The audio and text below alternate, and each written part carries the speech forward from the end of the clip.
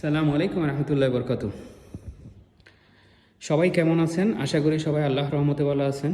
আজকে মূল টপিকে যাওয়ার আগে আমি আমার ফেসবুক আইডি এবং পেজ নিয়ে একটু কথা বলবো ব্রিফলি। আপনারা সবাই অবগত আছেন আমার ফেসবুক আইডি হচ্ছে তানবীর হাসনাত এবং আমি ইদানিং একটা পেজ কন্টিনিউ করছি, সেটা হচ্ছে লার্ন অ্যান্ড লিড লাইফ। এটার বাংলা মানে হচ্ছে আপনি শিখুন এবং এটাকে আপনি আপনার জীবনে প্রয়োগ করুন।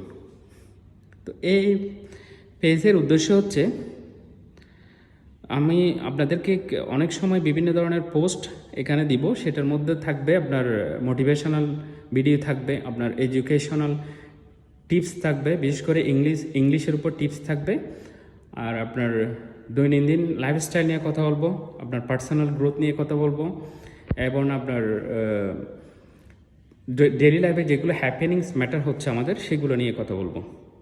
তো এই ফেসবুক আইডি পেজটাকে আপনারা ফলো দিয়ে রাখবেন। সেটা আবারও বলতেছি, নামটা হচ্ছে লার্ন অ্যান্ড লিড লাইফ।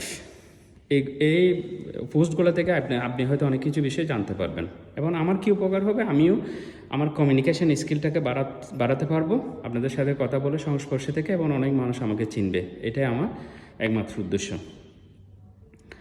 এখন আসেন মূল বিষয়ে। আজকে যে বিষয়টা নিয়ে কথা বলবো সেটা হচ্ছে, আপনারা অনেকে জানেন আমি এখানে ইন্টারন্যাশনাল টিচার হিসেবে কাজ করতেছি একটা ইনস্টিটিউটে। সেই ইনস্টিটিউটের মধ্যে পড়তে আসে এখানে নামি দামি স্কুলের ছাত্রছাত্রীরা।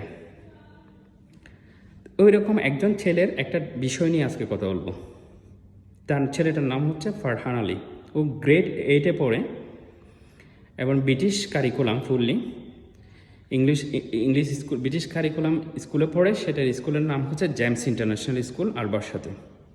সে এখানে ইনস্টিটিউটে পড়ার পর ওর বাবা আমাকে একদিন অফার করে, পাকিস্তানি ওর বাবা আমাকে বলে, কারি সাহেব আপ ইধার আ যাও, মেরা ঘর মে আ যাও। আমাকে হাউস টিচার হিসেবে অফার করে। আমি 1 ঘন্টা গিয়ে পড়াই, সপ্তাহে 3 দিন যাই ওই ছেলেটার বাসায়। তো একদিন ওর বাবা ওর একটা গুরুত্বপূর্ণ বিষয় নিয়ে আমার সাথে কথা বলবে এবং আমি এটাই শেয়ার করবো আজকে। সে বিষয়টা হচ্ছে আপনার, ও সারাদিন পড়ালেখা করে, সারাদিন বলতে 5-6 ঘন্টা পড়ালেখা করে ছোটোবেলা থেকে, তার অভ্যাস এটা।